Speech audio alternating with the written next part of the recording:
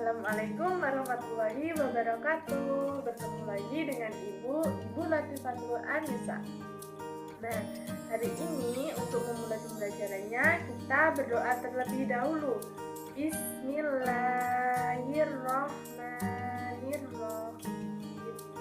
Raditu billahi robba wa bil islami dina wa bi Muhammadin nabiyyan wa rasulah. Rabbi zidni ilma warzuqni fahma waj'alni min ibadika sholihin. Amin ya rabbal alamin. Gimana kabarnya anak-anak hari ini? Alhamdulillah, luar biasa, Allahu Akbar. Gimana kabarnya anak-anak hari ini? Alhamdulillah, luar biasa, Allahu Akbar. Nah, hari ini Ibu absen terlebih dahulu ya.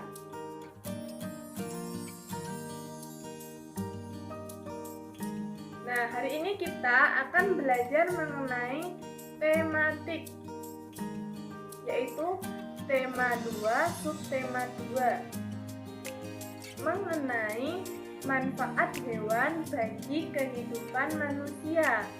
Tujuan pembelajaran kali ini yaitu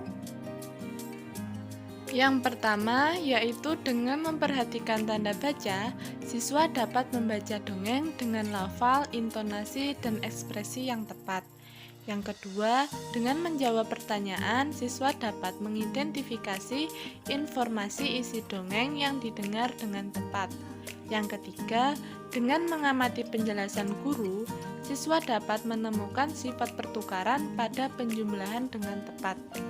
Yang keempat, dengan mengamati penjelasan guru, siswa dapat menggunakan sifat pertukaran pada penjumlahan untuk menyelesaikan masalah dengan tepat.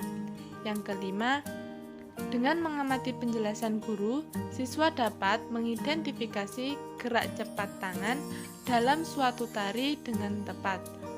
Yang keenam, dengan kegiatan bersama-sama, siswa dapat memeragakan gerak cepat tangan dalam suatu tari dengan tepat.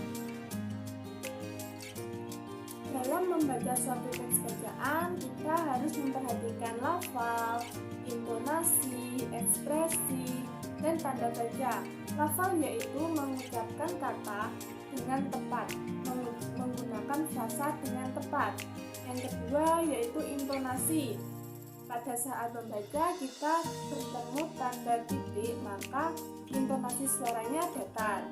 Dan pada kalimat yang diakhiri tanda tanya, maka kita intonasi suaranya sedikit menurun. Untuk akhir kalimat yang diakhiri tanda seru, intonasi suaranya sedikit naik. Nah, yang ketiga yaitu ekspresi. Dalam ekspresi ini, siswa dianjurkan mengeluarkan ekspresi jika dalam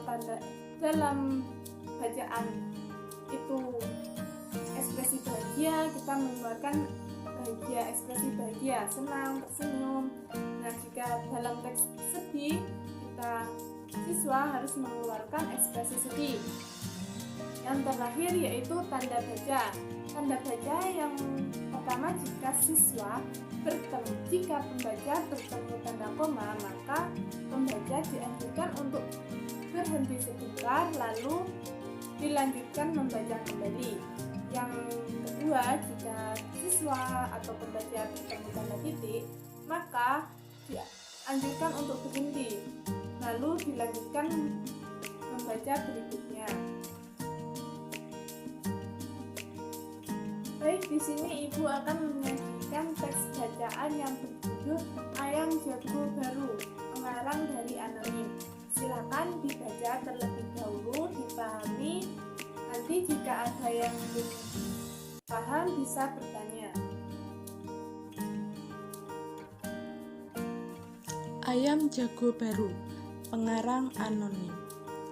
Ada ayam jago baru di suatu dusun. Dia datang dari kota yang jauh sekali. Suatu ketika, ayam jago terjaga dari tidurnya. Matanya yang masih mengantuk perlahan terbuka.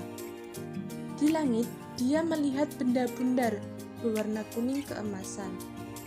Itu pasti matahari, pikirnya.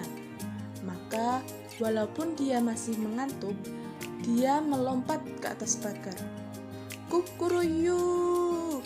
Hari sudah pagi, kokoknya keras-keras. Induk-induk ayam bergegas berlarian keluar. Mereka mulai mengais-ngais mencari makan. Wah, betapa gelapnya hari ini, keluh mereka. Tiba-tiba terbang melintas seekor burung hantu. Dia hinggap di pohon dekat mereka. "Kamu siapa?" tanya si ayam jago baru. "Aku burung hantu," jawabnya. "Hai, mengapa kalian ribut-ribut di tengah malam begini?" Si ayam jago tadi berkokok. "Itu tanda hari sudah pagi," ujar induk-induk ayam itu. Mereka kemudian ribut bergumam. Si burung hantu menepakkan sayapnya, meminta mereka tenang. "Iya, itu matahari sudah terbit di langit," ujar si jago. Si burung hantu tertawa terbahak-bahak. "Itu bukan matahari, itu adalah bulan purnama," katanya. Induk-induk ayam kembali bergumam. Mereka kembali ke tempat masing-masing dan tidur lagi. Si ayam jago baru merasa malu. Dia berjanji besok lagi akan membuka kedua matanya lebar-lebar. Dia harus yakin yang dilihatnya adalah matahari. Setelah itu baru dia akan berkokok. Nah, dari teks yang kalian baca tadi itu, apakah masih ada yang belum dipahami? Nah, selanjutnya kita akan membahas mengenai pertukaran pada perkalian. Di sini Ibu akan tanya, perkalian itu apa, anak-anak? Ya, perkalian itu penjumlahan berulang. Dan di sini Ibu memiliki contoh, yaitu Benny memiliki 10 anak ayam. Dia ingin membagi menjadi beberapa kelompok. Untuk yang pertama, dia ingin membaginya menjadi 2 ekor per tiap ruangan. Untuk yang kedua, dia ingin membaginya menjadi 5 ekor tiap ruangan.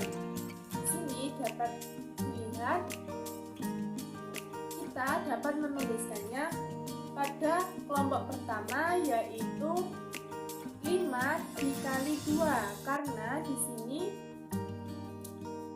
Benny membaginya menjadi 2 per ruangan menjadi 5 ruangan. Kita dapat menuliskannya menjadi 5 dikali 2. Untuk kelompok kedua, Benny membaginya menjadi 5 ekor tiap ruangan. Jadi kita dapat menuliskannya 5 dikali 2. Untuk yang pertama tadi, 5 dikali 2 hasilnya 10. Untuk yang kedua, 2 dikali 5 hasilnya 10. Jadi dapat disimpulkan bahwa pada pertukaran perkalian hasil akhir sama, tidak mempengaruhi hasil akhir. Itu tadi sifat dari pertukaran perkalian.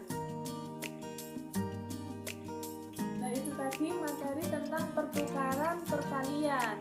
Nah, sudah paham apa belum? Apa yang perlu ditanyakan? Itu tadi hasil akhirnya tidak mempengaruhi apabila ditukar. Sudah paham ya? Ini Ibu ada contoh soal, silahkan dikerjakan terlebih dahulu.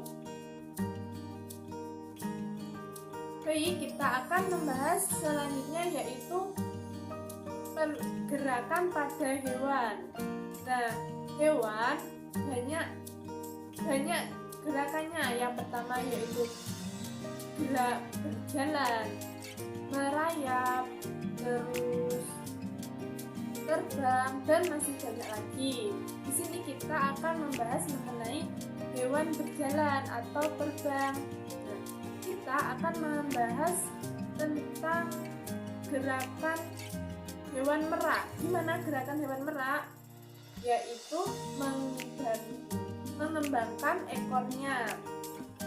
Dan untuk hewan kupu-kupu dia akan mengembangkan sayapnya. Untuk burung dia akan terbang dengan mengembangkan sayapnya. Itu tadi gerakan hewan-hewan. Nah, sudah tahu belum gimana gerakan ayam?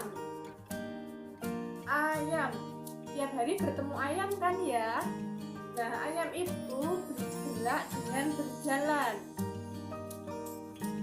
Ayam bergerak dengan berjalan dengan dua kakinya, dengan sayap, dua ekor sayap yang dikembangkan ke atas dan ke bawah. Itu tadi materi tentang gerakan hewan. Nah, itu tadi materi hari ini. Dapat kita simpulkan untuk yang pertama yaitu dalam membaca teks kita harus memperhatikan lafal, intonasi, ekspresi, dan tanda baca. Yang kedua yaitu dalam pertukaran perkalian tidak akan mengubah hasil akhir meskipun ditukar posisi perkaliannya. Yang ketiga yaitu gerakan pada memperhatikan gerakan hewan. Nah, mari kita tutup pembelajaran kali ini dengan berdoa terlebih dahulu, yaitu doa penutup majelis. Bismillahirrahmanirrahim. Subhanakallahumma wa bihamdika asyhadu an la ilaha illa anta astaghfiruka wa atubu ilaik. Walhamdulillahi rabbil alamin. Sekian dari Ibu. Wassalamualaikum warahmatullahi wabarakatuh.